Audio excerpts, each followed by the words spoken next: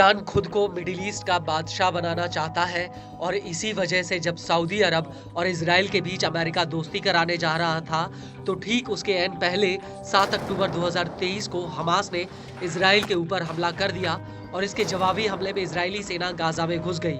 और यहीं से मिडिल ईस्ट में एक ऐसा युद्ध छिड़ गया जिसका दायरा गाजा से बढ़कर अब लेबनान तक पहुंच चुका है और इसी वजह से इजरायली सेना ने अब हिजबुल्लाह पर भी चढ़ाई कर दी।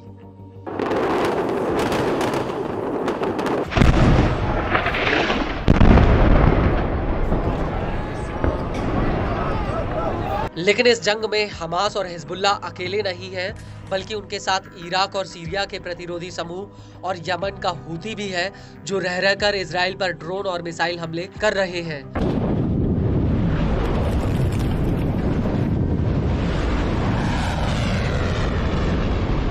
और इन सब के पीछे ईरान है जो इन्हें अपना मुखौटा बनाकर इजराइल को चारों तरफ से घेरना चाहता है और अब इसी कड़ी में इराक के प्रतिरोधी समूह ने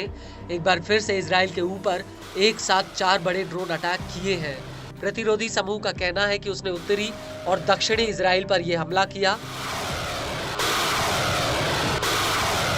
प्रतिरोधी समूह के मुताबिक उसका हमला एक इजरायली अहम ठिकाने पर किया गया। हालांकि ये ठिकाना क्या था इसके बारे में प्रतिरोधी समूह ने कुछ ज्यादा नहीं बताया। इराकी प्रतिरोधी समूह के मुताबिक 2 ड्रोन उत्तरी इजराइल और 2 ड्रोन दक्षिणी इजराइल पर दागे गए और इन हमलों की वजह से जेरूसलम के पास बेत शेमेश इलाके में आग तक फैल गई। वहीं इजरायली मीडिया के मुताबिक इन ड्रोन्स को इंटरसेप्ट करने के लिए मिसाइलें भी दागी गई जिनके नुकीले पंख गिरने से कई जगहों पर आग फैल गई।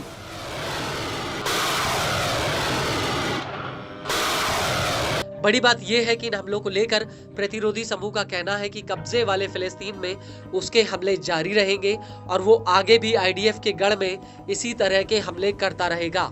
आपको बता दें कि 12 नवंबर 2024 की सुबह को भी प्रतिरोधी समूह ने कब्जे वाले फिलिस्तीन में एक सैन्य टारगेट पर ड्रोन हमला किया था। हालांकि इस हमले में इजराइल को कितना नुकसान हुआ इसकी कोई जानकारी सामने नहीं आई थी।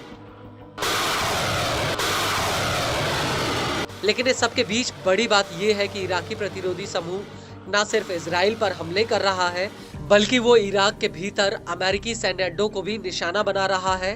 प्रतिरोधी समूह अमेरिकी सैन्य अड्डों पर हमला करके बार बार अमेरिका पर दबाव डाल रहा है कि वो इजराइल को हथियारों की सप्लाई ना करे और इस युद्ध को तुरंत रुकवा दें। लेकिन गौर करने वाली बात यह है कि इराक, सीरिया और यमन के भीतर प्रतिरोधियों को हथियार और फंड की सप्लाई सीधे ईरान से होती है और ईरान नहीं चाहता कि बिना उसकी सहमति के मिडिल ईस्ट को लेकर कोई समझौता हो और ईरान के कहने पर ही इजराइल के ऊपर इतने सारे फ्रंट से हमला हो रहा है।